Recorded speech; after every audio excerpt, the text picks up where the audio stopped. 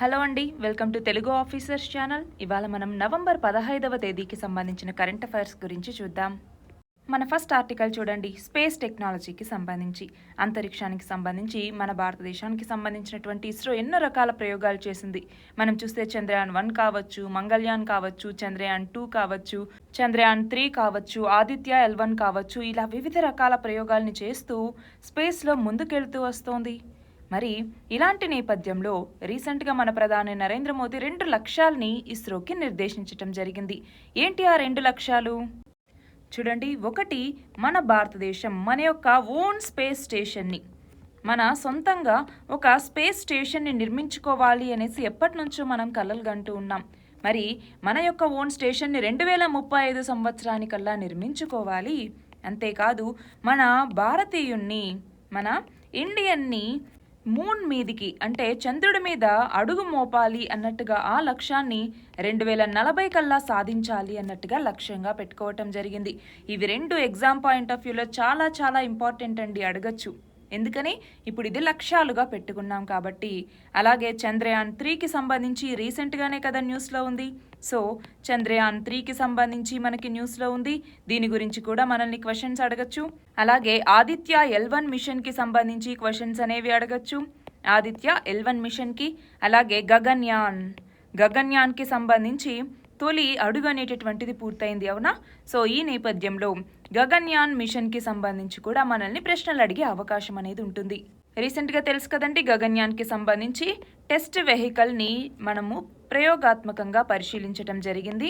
మనము గగన్యాన్లో భాగంగా 3 దశల్లో ఈ మానవ సహిత అంతరిక్ష యాత్రను పూర్తి చేయాలనుకున్నాం. అందులో తొలి 2 దశలేమో మానవులు లేకుండా, అందులో ఫస్ట్ దశే ఈ TVD1 అన్నటువంటిది ఈ ప్రయోగం అనేది సక్సెస్ఫుల్గా అయింది. సో నెక్స్ట్ ఇంకొకసారి మనుషులు లేకుండా ఈ ప్రయోగాన్ని చేస్తారు. చివరిగా 3వసారి మనుషులు 3 వ్యోమగాములతో ఈ ప్రయోగాన్ని చేయటం జరుగుతుంది. మరి ఇక్కడ చూడండి, ఈ లక్ష్యాలకి అనుగుణంగా అంటే మన యొక్క స్పేస్ స్టేషన్ని నిర్మించుకోవటం కానివ్వండి, చంద్రుడి మీదికి మన మనిషిని పంపించటం కానివ్వండి, ఇలాంటివి చేయాల్సినటువంటి నేపథ్యంలో మనము మరింత టెక్నాలజీని ముందుకు తీసుకెళ్లాల్సిన అవసరం ఉంది. ఎందుకు అంటే ఒక స్పేస్ స్టేషన్ని నిర్మించాలి అంటే దాదాపు 1,00,000 కిలోలకు పైగా బరువు అనేది ఉంటుంది. కాబట్టి దాని నిర్మాణం కోసం పరికరాల్ని చాలా శక్తివంతంగా తయారు చేయాల్సి ఉంటుంది.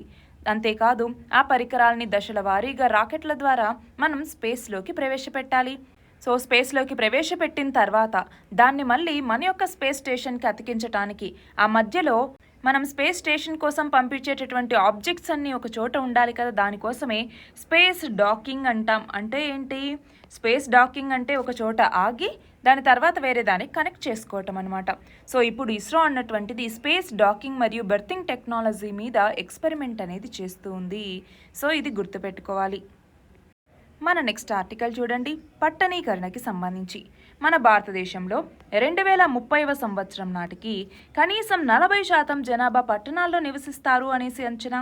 మరి అంతమంది పట్టణాల్లో నివసిస్తారు అంటే వాళ్ళకు కావాల్సినటువంటి వసతులు అనేవి ఉండాలి కదా. మనం చూస్తే విద్యుత్, అలాగే ఆర్థిక వనరులు అనేవి ఉండాలి. అంతేకాదు మనం చూస్తే ఇప్పుడు దేశంలో మొత్తం విద్యుత్ వినియోగంలో 30% ఒక్క నిర్మాణ రంగంలోనే ఉంటుంది. ఒకవేళ ఇది గనక ఇలాగే కొనసాగితే 2050 కల్లా కర్బన ఉద్గారాలు అనేవి ఇప్పుడు విడుదలయ్యేదానికన్నా 7 రెట్లు ఎక్కువగా విడుదలవ్వచ్చు. మరి ఈ నేపథ్యంలో మనకున్న ఆల్టర్నేట్ ఏంటి అంటే గ్రీన్ ఎనర్జీ అన్నటువంటిది. మనం చూస్తే ఇందులోనూ ఎస్పెషల్గా సోలార్ ఎనర్జీకి సంబంధించి వివిధ రకాల ఇనిషియేటివ్స్ని తీసుకొచ్చి విద్యుత్ని ఆదా చేయటం, సోలార్ ఎనర్జీని మరింత పెంపొందించుకోవటం కోసం ప్రభుత్వం కూడా కృషి చేస్తోంది, అవునా? సో ఇప్పుడు ఏంటి అంటే వాతావరణ మార్పులు అనేవి ఎక్కువ సంభవిస్తూ ఉన్నాయి. కాబట్టి భవిష్యత్తులో వాటి వల్ల ముప్పును ఎదుర్కొనేందుకు రీసెంట్గా IIT మద్రాస్కి సంబంధించిన పరిశోధకులు ఒక ప్రయోగాన్ని చేపట్టారు. ఏంటది అంటే ఏదైనా ఒక భవన సముదాయం ఉందనుకోండి, దానికి అవసరమైన మొత్తం విద్యుత్లో 30% నిల్వ చేసుకోవాలి. అంటే అక్కడే అయాన్ బ్యాటరీస్ని పెట్టి అక్కడే 30% నిల్వ చేసుకునేలాగా ఏర్పాట్లు చేసుకుంటారు. అలాగే 90% కరెంట్ని మనము సౌర విద్యుత్ లేదా పవన విద్యుత్కి సంబంధించి గ్రిడ్లు ఏవైతే ఉంటాయో వాటి నుంచి తీసుకోవాలి. వాటిని సమర్థవంతంగా నిర్వహించుకునేందుకు మనకి ఎనర్జీ మేనేజ్మెంట్ సిస్టమ్ అనేటటువంటిది ఉంటుంది. దీనివల్ల ఏంటి? విద్యుత్ అనేది ఆదా అవుతుంది. దాంతోపాటు కర్బన ఉద్గారాలు అనేవి తగ్గుతాయి. అంటే ఇక్కడ మనం చూస్తే ఒక అపార్ట్మెంట్ లేదా భవన సముదాయాన్ని తీసుకొని అక్కడ దీన్ని ప్రయోగాత్మకంగా అమలు చేశారు. అదేమో సక్సెస్ అయిందనమాట. సో ఇక్కడ ఏంటి, వార్షిక విద్యుత్ అన్నటువంటిది చాలా వరకు తగ్గుతుంది. దాదాపు 30% ఆదా అవుతుంది. దీనికి అయ్యే పెట్టుబడిని మనం 5 ఏళ్లలోనే రాబట్టచ్చు అన్నట్టుగా వీళ్ళు చెప్తున్నారు. ఎందుకని ఇక్కడ పెట్టుబడి గురించి మాట్లాడుతున్నారు అంటే, సోలార్ ఎనర్జీకి సంబంధించి సోలార్ ప్యానెల్స్ వీటన్నింటిని అమర్చుకోవాలంటే అది చాలా ఖర్చుతో కూడుకున్నటువంటి పని. కానీ లాంగ్ టర్మ్లో దాని యొక్క రిజల్ట్ అనేది బాగుంటుంది. సో ఇనీషియల్గా ఖర్చు ఎక్కువైనా కూడా దీనికి వెళ్ళడం మంచిది అన్నట్టుగా ఇక్కడ చెప్తున్నారు. సో మనం సస్టైనబుల్ అర్బన్ డెవలప్మెంట్ అన్నటువంటిది మనకి ఇంపార్టెంట్. సో ఇక్కడ మీరు ఒకటి చెప్పండి, సస్టైనబుల్ డెవలప్మెంట్ గోల్స్కి సంబంధించి సస్టైనబుల్ అర్బన్ డెవలప్మెంట్ అన్నటువంటిది ఏ ఎస్డిజి కిందికి వస్తుంది అన్నటువంటిది కమెంట్ సెక్షన్లో ఇవ్వండి. నెక్స్ట్ ఇక్కడ చూడండి, జైల్లో ఎవరైతే మనకున్నటువంటి రూల్స్కి అగెనెస్ట్గా మొబైల్ ఫోన్లు వాడుతూ ఉంటారో అలాంటి వాళ్ళు ఎవరైనా పట్టుబడితే వాళ్ళకి 3 ఏళ్ల జైలు శిక్ష విధించాలి అన్నట్టుగా కేంద్ర ప్రభుత్వం ప్రతిపాదించింది. అంటే ఏంటి, ఇక్కడ చట్ట విరుద్ధంగా ఖైదీలు కానివ్వండి, లేదా వాళ్ళని సంప్రదించే వాళ్ళు కానివ్వండి, లేదంటే అధికారులు కానివ్వండి, ఎవరైనా మొబైల్ ఫోన్లు అలాగే ఎలక్ట్రానిక్ పరికరాలు వాడితే వాళ్ళకి ఈ శిక్ష అనేది విధించాలి అన్నట్టుగా కేంద్ర ప్రభుత్వం దీన్ని తీసుకొచ్చింది. అంతేకాదు, నిషేధిత వస్తువులు అనేసి కొంత జాబితా ఉంటుంది. దాన్ని వాళ్ళ ఆధీనంలో ఉంచుకున్నా, లేదా ఉపయోగించినా, లేదా జైల్లోకి ప్రవేశపెట్టే ప్రయత్నం చేసినా, లేదంటే ఉన్న వాటిని తొలగించేందుకు సహకరించినా కూడా, అలాగే ఖైదీలకు సరఫరా చేసేందుకు ఎవరైనా అధికారులు కానీ ఇంకెవరైనా ప్రయత్నించినా కూడా ఈ శిక్ష అనేటటువంటిది ఉండాలి అన్నట్టుగా కేంద్రం ఈ ప్రతిపాదనను చేసింది. అంతేకాదు చూడండి, నేరాలకి సంబంధించి ప్రోత్సహించిన వాళ్ళకి కూడా గరిష్టంగా 3 ఏళ్ల జైలు శిక్ష, 25,000 జరిమానాలు విధించాలి అన్నట్టుగా భావించింది. దానికి సంబంధించి నమూనా చట్టం ఏదైతే ఉందో, అంటే model prisons and correctional services act 2023 ఏదైతే ఉందో దీనికి సంబంధించి కేంద్ర హోంశాఖ అనేటటువంటిది అన్ని రాష్ట్రాలకి పంపించింది. దీని కింద ఏంటి, ఇప్పుడు జైలు నిబంధనలకు విరుద్ధంగా వ్యవహరిస్తూ నేరాలకి పాల్పడే వాళ్ళకి ఇప్పుడు 3 ఏళ్ల వరకు జైలు శిక్ష విధించే అవకాశాన్ని ఇందులో పొందుపరిచారు.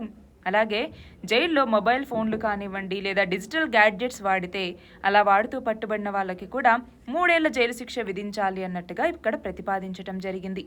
నెక్స్ట్ చూడండి, ఇక్కడ నెక్స్ట్ ఆర్టికల్ చూడండి, మనకి స్వచ్ఛమైనటువంటి గాలి పీల్చుకునేటటువంటి అలాగే పరిశుద్ధమైనటువంటి తిండిని తినేటటువంటి హక్కు అనేది మనకు ఉంటుంది. అలా కాకుండా ఒకవేళ మనకి ఆహారంలో కల్తీ చేసి మనకి అమ్మితే వాళ్ళ మీద చట్టపరంగా చర్యలు తీసుకోవచ్చు. సో దానికి సంబంధించిన ఆర్టికల్ ఇది. చూడండి, కల్తీ చేసినటువంటి ఆహారం కానీ పానీయాల్ని కానీ విక్రయిస్తే అప్పుడు వాళ్ళకి కనీసం 6 నెలల జైలు శిక్ష, 25,000 జరిమానా విధించాలి అన్నట్టుగా హోంశాఖకి సంబంధించిన పార్లమెంటరీ స్థాయి సంఘం అనేది సిఫార్సు చేయటం జరిగింది. మనం చూస్తే ఫుడ్ అడల్టరేషన్ అని వింటూ ఉంటాం, ప్రతి దాంట్లోనూ కల్తీ అనేటటువంటిది ఉంటుంది. అవునా, దీనివల్ల మన యొక్క హెల్త్ అనేది ఎంతవరకు ఇంపాక్ట్ అవుతుంది అనేసి మనం గమనించుకోవాలి. సో ఈ కల్తీ ఆహారానికి సంబంధించి విక్రయిస్తే వాళ్ళ మీద చర్యలు అనేవి తీసుకోవాలి. మనం చూస్తే కల్తీ అనేది కేవలం తయారు చేసేటప్పుడని మనం చెప్పలేము. తయారు చేసేటప్పటి నుంచి మనకి ప్లేట్లోకి వచ్చేంత వరకు ఏ దశలో అయినట్టు కూడా కల్తీ అనేది జరగచ్చు. అది ఆహారంలో కావచ్చు, పానీయాల్లోనూ కావచ్చు. ఇలా కల్తీ ఆహారాన్ని గనక విక్రయిస్తే వాళ్ళకి జైలు శిక్ష విధించేలాగా ఇప్పుడు పార్లమెంటరీ స్థాయి సంఘం సిఫార్సు చేసింది. అయితే ఈ సిఫార్సు అన్నటువంటిది ఎవరి నేతృత్వంలోని కమిటీ చేసింది, ఇది ఒకటి గుర్తుపెట్టుకోవాలి. చూడండి, బీజేపీ ఎంపీ అయినటువంటి బ్రిజ్లాల్ ఈయన నేతృత్వంలోని కమిటీ ఈ సిఫార్సు చేసింది. అయితే ప్రస్తుతం ఉన్న సెక్షన్ల ప్రకారం అయితే మ్యాక్సిమం 6 నెలల జైలు శిక్ష, 1000 రూపాయల వరకు జరిమానా విధించడానికి వీలుంది. కానీ భారతీయ న్యాయ సంహిత అంటే ఇప్పుడు ఐపీసీ ఇండియన్ పీనల్ కోడ్ బదులుగా ఈ భారతీయ న్యాయ సంహితను తీసుకొస్తూ ఉన్నారు. సో దాంట్లో కొన్ని శిక్షల కింద సామాజిక సేవని కూడా చేర్చాలి అన్నట్టుగా స్థాయి సంఘం అన్నటువంటిది ఆ ఒపీనియన్ ఏదైతే ఉందో దాన్ని అవును అన్నట్టుగా సమర్థించింది. అయితే ఈ సామాజిక సేవని ఎంతకాలం పాటు చేయాలి, ఇది మాత్రం నిర్దిష్టంగా చెప్పండి అన్నట్టుగా పార్లమెంటరీ స్థాయి సంఘం అనేది కోరింది. ఇది గుర్తుపెట్టుకోండి. నెక్స్ట్ చూడండి, ఇజ్రాయెల్ హమాస్ వార్కి సంబంధించి మనం చూస్తున్నాం, చాలా రోజుల నుంచి ఇజ్రాయెల్ హమాస్ వార్ అనేది జరుగుతోంది. లాస్ట్ మంత్ 7th స్టార్ట్ అయితే అప్పటి నుంచి ఇప్పటి వరకు జరుగుతూ వస్తోంది. మరి ఈ నేపథ్యంలో ఈ ఇజ్రాయెల్ హమాస్ వార్ అన్నటువంటిది చాలా కీలక దశకి చేరుకుంది. ఎందుకని అంటున్నాను అంటే, గాజా సిటీలో ఉండే కొన్ని ప్రభుత్వ కార్యాలయాలన్నీ కూడా ఇప్పుడు ఇజ్రాయెల్ ఆధీనంలోకి వచ్చాయి. అంతేకాదు, గాజాలో గవర్నర్ ఇల్లు కానివ్వండి, హమాస్ మిలిటరీ వింగ్ కానివ్వండి, నిఘా విభాగం కానివ్వండి, ఈ కార్యాలయాలన్నీ కూడా ఇప్పుడు ఈ ఇజ్రాయెల్ స్వాధీనం చేసుకుంది. అంతేకాదు ఇంకోవైపు ఇటు సైన్యానికి అలాగే హమాస్ మిలిటెంట్స్కి మధ్య ఆల్రెడీ వార్ అనేది జరుగుతూ వస్తోంది. గాజా నుంచి ఇజ్రాయెల్ దక్షిణ ప్రాంతంలో ఉన్నటువంటి అష్కెలాన్ ఈ ప్రాంతం మీదకి హమాస్ మిలిటెంట్లు రాకెట్లను ప్రయోగిస్తూ ఉన్నారు. గాజాలో అల్ షిఫా ఆసుపత్రి అన్నది మనకి తెలుసు. దీని మీద దాడి అనేది జరిగింది, అక్కడ ఎంతోమంది చనిపోయారు అనేసి. సో అది ఇంకా కొనసాగుతూనే ఉంది.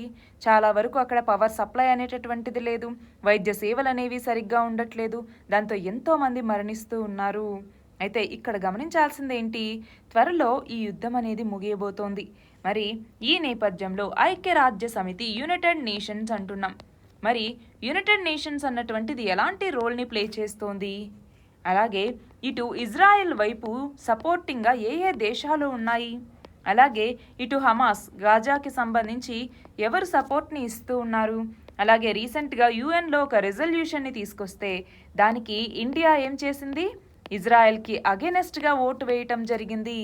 ఎందుకని ఇండియా ఓటు వేసింది, ఇదొకటి గుర్తుపెట్టుకోవాలి. అలాగే ఇంతకుముందు ఒక రెజల్యూషన్ తీసుకొచ్చినప్పుడు అందులో హమాస్ మిలిటెంట్లు అని పేర్కొనలేదు అన్నట్టుగా మన భారతదేశం ఓటు అనేటటువంటిది వేయలేదు, గైర్హాజరైంది. కానీ ఇప్పుడు ఇండియా ఇజ్రాయెల్కి అగెనెస్ట్గా ఓటు వేసింది. సో ఇదొకటి మనం గుర్తుపెట్టుకోవాల్సిన విషయం. మన నెక్స్ట్ ఆర్టికల్ చూడండి. ఉత్తరాఖండ్లోని ఉత్తరకాశీ డిస్ట్రిక్ట్లో ఈ చార్ధామ్ రోడ్ ప్రాజెక్టులో భాగంగా ఏదైతే 4.5 కిలోమీటర్ల పొడవైనటువంటి టన్నెల్ని నిర్మిస్తూ ఉన్నారో అందులో భాగంగా 150 మీటర్ల టన్నెల్ కూలిపోవటం జరిగింది. అందులో దాదాపు 40 మంది చిక్కుకుపోయారు. అయితే ఇప్పుడేంటి, అక్కడ చిక్కుకున్నటువంటి 40 మందితో సహాయక సిబ్బంది సంప్రదించటం, వాళ్ళకి ఆహారం తాగునీరు లాంటివి పంపించటం, ఇలాంటివన్నీ చేయటం జరిగింది.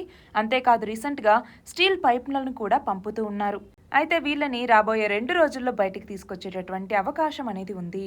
సో ఈ నేపథ్యంలో మనం ఏం నేర్చుకోవాలి, హిమాలయాలు అనేవి చాలా సున్నితమైనవి. సో హిమాలయాల్ని మనం కాపాడుకోవాలి. ఎందుకని, ఇదొక ట్రాన్సిషన్ జోన్. మనం చూస్తే యురేషియన్ ప్లేట్కి అలాగే ఇండియన్ ప్లేట్ రెండు కొలాయిడ్ అవ్వటం వల్ల ఈ హిమాలయాలు అనేవి ఏర్పడ్డాయి. సో అవి చాలా ఫ్రెజైల్గా ఉంటాయి. అలాంటి చోట్ల మరి నిర్మాణాలు చేపట్టచ్చా, ఒకవేళ నిర్మాణాలు చేపట్టిన ఆ సాయిల్ అనేది అంత దృఢంగా అక్కడ ఉందా లేదా అని అన్నీ చూసుకున్న తర్వాత అక్కడ చేపట్టాలి. అంతేకాదు హిమాలయాల్లో ల్యాండ్ స్లైడ్స్ అనేవి ఎక్కువగా సంభవిస్తూ ఉంటాయి. ఇప్పుడు ఇక్కడ కూడా అదే కదండి, ల్యాండ్ స్లైడ్ అనేది సంభవించింది, దాంతో ఇది సడన్గా కూలిపోవటం జరిగింది. సో హిమాలయాలు అనేవి అంత ససెప్టబుల్ కావు ఇన్ఫ్రాస్ట్రక్చర్కి. మరి అలాంటి నేపథ్యంలో ఇక్కడ ఇన్ఫ్రాస్ట్రక్చరల్ ప్రాజెక్ట్స్ పెంచే కొద్దీ డిజాస్టర్స్ అనేవి పెరుగుతూ ఉన్నాయి. ఇది మనం గమనించాలి. మనం నేచర్ని డిస్ట్రక్ట్ చేస్తే అది మళ్ళీ మన మీదే ప్రభావం చూపిస్తుంది అన్నటువంటిది గుర్తుపెట్టుకోవాలి. దానికి సంబంధించి ఇదిగో ఇది మ్యాప్ అన్నమాట. సో ఇక్కడ చూడండి, 4.5 కిలోమీటర్ల పొడవైనటువంటి సొరంగం ఇది. మన నెక్స్ట్ ఆర్టికల్ చూడండి. ఇగ్లా-ఎస్ అనేటటువంటి విమాన విధ్వంసక క్షిపణి వ్యవస్థ. ఇది భుజంపై నుంచి పేల్చేదన్నమాట. ఇక్కడ మనం పిక్చర్లో చూడొచ్చు. సో దీనిని రష్యా నుంచి మన భారతదేశం కొనుగోలు చేస్తోంది. ఎందుకని అంటే మన సరిహద్దుల్లో మోహరించిన సైనికులు ఎవరైతే ఉన్నారో వాళ్ళ యొక్క పోరాట సామర్థ్యాన్ని పెంచాలి అన్నట్టుగా ఇప్పుడు రష్యా నుంచి ఇగ్లా-ఎస్ అనే విమాన విధ్వంసక క్షిపణి వ్యవస్థల్ని మనం కొనుగోలు చేస్తూ ఉన్నాం. అయితే ఇక్కడ మనం గమనించాల్సింది ఏంటి, మన భారతదేశానికి సంబంధించిన త్రివిధ దళాల దగ్గర కూడా ఇగ్లా గగనతల రక్షణ వ్యవస్థలు అనేవి ఆల్రెడీ ఉన్నాయి. ఇవి మన శత్రు విమానాలు, హెలికాప్టర్లు వీటన్నింటినీ కూల్చడానికి ఉపయోగపడుతున్నాయి. కానీ వీటి యొక్క పరిధి 5 నుంచి 6 కిలోమీటర్ల వరకు ఉంటుంది. అయితే 1990లలో భారతదేశం వీటిని కొనుగోలు చేసింది. కానీ ఇప్పుడు ఈ ఇగ్లా-ఎస్ విమాన విధ్వంసక వ్యవస్థ అనేది మరింత అధునాతనమైంది. పాత వర్షన్ స్థానంలో దీన్ని కొత్త వర్షన్గా ప్రవేశపెట్టబోతూ ఉన్నారు. సో మనకి క్వశ్చన్స్ ఎలా అడగచ్చు, ఇగ్లా-ఎస్ క్షిపణి వ్యవస్థకి సంబంధించి మనం ఏ దేశం నుంచి కొనుగోలు చేస్తూ ఉన్నాము, అలాగే ఇగ్లా అన్నటువంటి గగనతల రక్షణ వ్యవస్థ అనేది మన భారతదేశంలో ఆల్రెడీ ఉందా, ఇది గుర్తుపెట్టుకోవాలి. మన నెక్స్ట్ ఆర్టికల్ చూడండి. భారతీయ మహిళా స్కై డ్రైవర్ పద్మశ్రీ అవార్డు గ్రహీత అయినటువంటి శీతల్ మహాజన్. గుర్తుపెట్టుకోవాలి పేరు. ఏం పేరు, శీతల్ మహాజన్. ఈమె చూడండి ఎవరెస్ట్ శిఖరం ముందు 21,500 అడుగుల ఎత్తులో ఉండే హెలికాప్టర్ నుంచి కిందకు దూకటం జరిగింది. కాలాపత్తర్లో ఉన్నటువంటి ఎత్తైన ప్రదేశం చూడండి, 17,444 అడుగుల మీద ఈమె ల్యాండ్ అవ్వటం జరిగింది. అలా ఈ తరహా భారీ విన్యాసం చేసినటువంటి ప్రపంచంలోనే తొలి మహిళగా ఈమె చరిత్రకెక్కారు. సో మరి ఈ నేపథ్యంలో ఈమె పేరు గుర్తుపెట్టుకోవాలి. ఏంటి, శీతల్ మహాజన్. నెక్స్ట్ ఆర్టికల్ చూడండి. అమెరికాకి సంబంధించిన 3 ఏళ్ల బాలుడికి మన సుప్రీంకోర్టు సహాయం చేయటం జరిగింది. ఏమని? ఆ బాలుడికి తీవ్రమైనటువంటి కాలేయ సమస్య అనేది ఉంది. అలాంటి ఆ 3 ఏళ్ల అమెరికా బాలుడి విషయంలో మన సుప్రీంకోర్టు అన్నటువంటిది మానవతా దృక్పథంతో ఆదేశాలు ఇచ్చింది. ఇప్పుడున్నటువంటి నిబంధనల్ని కొంచెం పక్కన పెట్టి ఆ బాలుడికి దూరపు బంధువైనటువంటి మన భారతీయ యువకుడి నుంచి కాలేయం స్వీకరించడానికి అనుమతి అనేది ఇచ్చింది. లివర్ అంటాం. సో లివర్ని స్వీకరించడానికి, లివర్ ట్రాన్స్ప్లాంటేషన్కి అనుమతి అనేది ఇవ్వటం జరిగింది. అంతేకాదు దీని భవిష్యత్తులో వచ్చేటటువంటి ఈ ఆర్గాన్ డొనేషన్కి సంబంధించిన పిటిషన్ల విచారణలో దీన్ని పరిగణించము అన్నట్టుగా కూడా చెప్పింది. అయితే ఇక్కడేంటి, ఆ బాధిత బాలుడు ఎవరైతే ఉన్నాడో అతను డీకంపోజ్డ్ బైలియరీ సిరోసిస్ అనేటటువంటి వ్యాధితో బాధపడుతున్నారు. సో మనకి ఎగ్జామ్లో డీకంపోజ్డ్ బైలియరీ సిరోసిస్ అనేటటువంటి వ్యాధి దేనికి సంబంధించింది అంటే లివర్కి సంబంధించినటువంటి వ్యాధి, కాలేయానికి సంబంధించిన వ్యాధి. సో ఇప్పుడు అలాంటి సమస్య ఉన్నటువంటి వాళ్ళు కాలేయం మార్పిడి చేయించుకుంటే తప్ప జీవించే అవకాశం అనేది ఉండదు. సో దీనికి సంబంధించి క్వశ్చన్ ఎలా అడగచ్చు అనేది మీకు అర్థమవుతుందా? సో డీకంపోజ్డ్ బైలియరీ సిరోసిస్ అంటే ఏంటి? ఈ వ్యాధికి సంబంధించి కాలేయం మార్పిడి అన్నటువంటిది తప్పనిసరి కాదు అనేసి అనొచ్చు, అలాగే తప్పనిసరి అనేసి మనకి ఆన్సర్లో ఇవ్వచ్చు. సో అలాంటప్పుడు మనం ఆ ఆప్షన్ని కరెక్ట్గా చూస్ చేసుకోవాలి. నెక్స్ట్ ఆర్టికల్ చూడండి. టోకు ద్రవ్యోల్బణం అంటే WPI అంటాము, హోల్సేల్ ప్రైస్ ఇండెక్స్ లేదా టోకు ధరల ఆధారిత ద్రవ్యోల్బణ సూచి అంటాం. ఇది చూడండి -5.2% నమోదైంది. అంటే ఏంటి? ప్రతి ద్రవ్యోల్బణం అనేది నమోదైంది. నార్మల్గా మనకి RBI పెట్టుకున్నటువంటి లక్ష్యం ఎంత ద్రవ్యోల్బణానికి సంబంధించి? 4 ± 2 అవునా? అంటే మినిమం 2% ద్రవ్యోల్బణం అనేది ఉండాలి, మ్యాక్సిమం 6% ఉండొచ్చు అనేసి లక్ష్యంగా పెట్టుకుంది. కానీ ఇక్కడ టోకు ద్రవ్యోల్బణం అన్నటువంటిది చూడండి 7వ నెల కూడా ప్రతి ద్రవ్యోల్బణం అంటే మైనస్ల స్టేజ్లోనే ఉంది. దీనికి రీజన్ ఏంటి? ఆహార పదార్థాల ధరలు అనేవి తగ్గటం. చూడండి ఏప్రిల్ నుంచి కూడా ఈ WPI అన్నటువంటిది మైనస్లలోనే నమోదవుతూ వచ్చింది. మరి ఈ నేపథ్యంలో మనం ప్రతిసారి ద్రవ్యోల్బణానికి సంబంధించి చదువుకునేటప్పుడు WPI అంటే హోల్సేల్ ప్రైస్ ఇండెక్స్కి, అలాగే CPI కన్స్యూమర్ ప్రైస్ ఇండెక్స్కి మధ్య డిఫరెన్సెస్ ఎప్పుడు చదువుకుంటూ ఉంటాం. సో ఒక్కసారి నోట్స్ తీసి చూసుకోవాలి, WPIకి CPIకి డిఫరెన్సెస్ ఏంటి, ఈ నెల WPI అన్నటువంటిది ఎంత నమోదైంది, CPI అనేది ఎంత నమోదైంది అంటే మనకి కరెక్ట్గా ఈ లెక్కల గురించి అడగరండి. ఒక క్యాలిక్యులేషన్ అనేది మనకి ఉండాలి. ఏమని?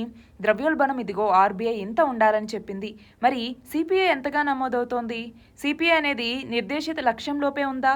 WPI అన్నటువంటి నిర్దేశిత లక్ష్యంలోపే ఉందా? సో ఇది చూసుకోవాలి.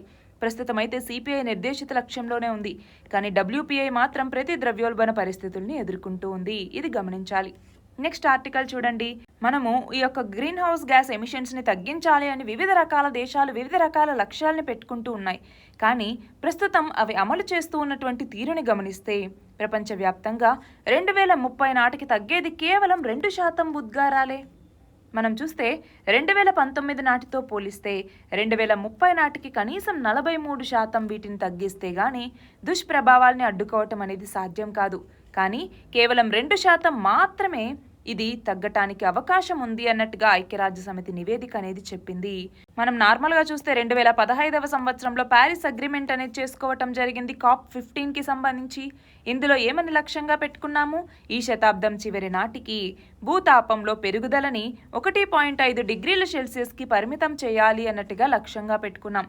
ఇది చాలా చాలా చాలా ఇంపార్టెంట్, గుర్తుపెట్టుకోవాలి. ప్యారిస్ ఒప్పందం ఏంటి, ఎప్పుడు జరిగింది, అలాగే ప్యారిస్ ఒప్పంద లక్ష్యాలు ఏంటి అన్నట్టు మనకు గుర్తుండాలి. అలాగే సస్టైనబుల్ డెవలప్మెంట్ గోల్స్ అనేవి గుర్తుండాలి. ఇవి రెండు ప్రతి ఎగ్జామ్కి సంబంధించి చాలా కీలకమైనవి. ఇక్కడ చూడండి, భారత్ మరియు అమెరికాలకి సంబంధించి రక్షణ విదేశాంగ మంత్రులు చూడండి, రక్షణ శాఖ మంత్రులు అలాగే విదేశాంగ శాఖ మంత్రులు వీళ్ళిద్దరూ 5వ విడత 2+2 చర్చలు అనేవి చేశారు. రీసెంట్గా 5th 2+2 డైలాగ్ అన్నటువంటి జరిగింది ఇండియాకి మరియు యుఎస్కి. సో 2+2 అంటే ఏంటి? మన దేశానికి సంబంధించిన రక్షణ శాఖ మంత్రి, వాళ్ళ రక్షణ శాఖ మంత్రి, అలాగే మన విదేశాంగ శాఖ మంత్రి, యుఎస్ యొక్క విదేశాంగ శాఖ మంత్రి, 2+2 అంటాం. వీళ్ళు చర్చలు అనేవి జరిగాయి. అయితే ఇక్కడికి వచ్చేసరికి చూస్తే స్ట్రైకర్ ఏంటి ఈ స్ట్రైకర్ అన్నటువంటిది?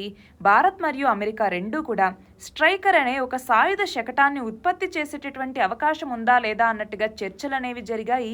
దీని మీద సానుకూలంగా రెండు దేశాలు స్పందించడం జరిగింది. ఈ స్ట్రైకర్ అనేది 8 చక్రాలతో నడిచే ఒక సాయుధ పోరాట శకటం. అయితే ఇప్పుడు దీన్ని అమెరికాకి చెందినటువంటి జనరల్ డైనమిక్స్ ల్యాండ్ సిస్టమ్స్ అనేటటువంటి సంస్థ ఉత్పత్తి చేస్తోంది. మనం చూస్తే 2వ ప్రపంచ యుద్ధంలో పోరాడినటువంటి అమెరికా సైనికుడైన స్టూవార్ట్ ఎస్ స్ట్రైకర్, ఇతని పేరు మీదుగా దీని పేరు పెట్టడం జరిగింది. అయితే దీని వేగం చూడండి, గంటకి 100 కిలోమీటర్లు, పరిధేమో 480 కిలోమీటర్లు, బరువు 19 టన్నులు. సో ఎగ్జామ్లో మనకి ఎలా అడగచ్చు? రీసెంట్గా ఇండియాకి మరియు భారత్కి మధ్య 5వ విడత 2+2 చర్చలు అనేవి జరిగాయి. సో ఆ నేపథ్యంలో స్ట్రైకర్ అనేసి ఒక సాయుధ పోరాట శకటం గురించి మాట్లాడారు. సో ఈ స్ట్రైకర్కి సంబంధించి ఇవి అన్నట్టుగా వీటి గురించి అడగచ్చు. లేదా స్ట్రైకర్ అన్నటువంటి ఈ సాయుధ పోరాట శకటాన్ని మన భారతదేశం ఏ దేశంతో కలిసి ఉత్పత్తి చేయాలనుకుంటోంది అన్నట్టుగా కూడా అడగచ్చు. నెక్స్ట్ చూడండి, భారత మాజీ క్రికెటర్లు అయినటువంటి వీరేంద్ర సెహ్వాగ్, డయానా ఎడుల్జీ, అలాగే శ్రీలంక మాజీ ఆటగాడైనటువంటి అరవింద డిసిల్వా, వీళ్ళకి నవంబర్ 13వ తేదీన ఐసీసీ హాల్ ఆఫ్ ఫేమ్లో వీళ్ళకి చోటు అనేది దక్కింది. వాళ్ళ కెరీర్లో సాధించిన అద్భుత విజయాలకి గాను ఈ ముగ్గురికి ఈ గౌరవం అనేది లభించింది. అంతేకాదు ఇక్కడ గుర్తుపెట్టుకోవాలి, ఐసీసీ హాల్ ఆఫ్ ఫేమ్లో స్థానం పొందినటువంటి భారత తొలి మహిళా క్రికెటర్గా ఎడుల్జీ, డయానా ఎడుల్జీ, ఈమె రికార్డు సృష్టించారు. సో ఇది మనకి ఎగ్జామ్లో అడిగే అవకాశం ఉందని మీకు అనిపిస్తోందా? కాబట్టి గుర్తుపెట్టుకోవాలి. నెక్స్ట్ చూడండి, ఇక్కడ ద ఇంటర్నేషనల్ ఎగ్ కమిషన్ 2023 సంవత్సరానికి గాను international egg person of the ఇయర్గా ఎవరికి పురస్కారాన్ని ప్రకటించింది అంటే శ్రీనివాస ఫార్మ్స్ గ్రూప్ చైర్మన్ అయినటువంటి చిత్తూరు జగపతిరావు. మనం చూస్తే మన దేశంలో నేషనల్ ఎగ్ కోఆర్డినేషన్ కమిటీ వ్యవస్థాపకుల్లో ఈయన కూడా ఒకరు. ఆసియా దేశాల నుంచి ఈ అవార్డును అందుకున్న మొదటి వ్యక్తి కూడా ఇతనే. గుర్తుపెట్టుకోవాలి. నెక్స్ట్ చూడండి, భారత అగ్రగామి 100 మంది సంపన్నులతో ఫోర్బ్స్ ఒక జాబితాని రూపొందించింది. అందులో ఎంత సంపదతో రిలయన్స్ ఇండస్ట్రీస్ అధినేత అయినటువంటి ముఖేష్ అంబానీ నెంబర్ 1గా నిలిచారు అంటే $92 బిలియన్. ఇది మనకి ఎగ్జామ్లో అడుగుతారు అనేసి నేను చెప్పనండి, జస్ట్ గుర్తుపెట్టుకోండి అంతే. నెక్స్ట్ చూడండి, ప్రపంచ ఆకలి సూచి గ్లోబల్ హంగర్ ఇండెక్స్ 2023కి సంబంధించి భారతదేశం ఎంత స్కోర్తో 111వ స్థానంలో నిలిచింది. మనం చూస్తే ఇందులో ఉన్నటువంటిది మొత్తం 125 దేశాలు, మన భారతదేశ స్థానం 111వ స్థానం. కానీ ఎంత స్కోర్ అని మనల్ని అడిగారు అనుకోండి, సో చాలామంది ఈ స్కోర్ అనేది గుర్తుపెట్టుకోరు. మనకు వచ్చిన స్కోరు 28.7. గుర్తుపెట్టుకోవాలి. అయితే ఇక్కడ మనం గమనించాల్సింది ఏంటి, మన భారతదేశంలో ఉన్నటువంటి బాలల్లో పౌష్టికాహార లోపం అనేది చాలా తీవ్రంగా ఉంది. చూడండి, 18.7గా ఉంది అన్నట్టుగా ఈ నివేదిక చెప్పింది. అంతేకాదు దీన్నేమో మన భారతదేశం ప్రతిసారి అపోజ్ చేస్తూనే వస్తోంది. సరిగా లెక్కలు అనేటటువంటివి తీసుకోవట్లేదు, ఈ ర్యాంకుల్ని సరిగా ఇవ్వట్లేదు అన్నట్టుగా మనం అపోజ్ చేస్తూనే ఉన్నాము. కానీ ఎగ్జామ్ పాయింట్ ఆఫ్ వ్యూలో ఇది చాలా ఇంపార్టెంట్. గ్లోబల్ హంగర్ ఇండెక్స్ 2023లో భారతదేశ స్థానం ఎంత అంటే 111వ స్థానం. ఎన్ని దేశాలకు గాను? 125 దేశాలకు గాను. ఇవి గుర్తుపెట్టుకోవాలి. ఇవి ఇవాల్టి important articles. All the very best and thank you very much.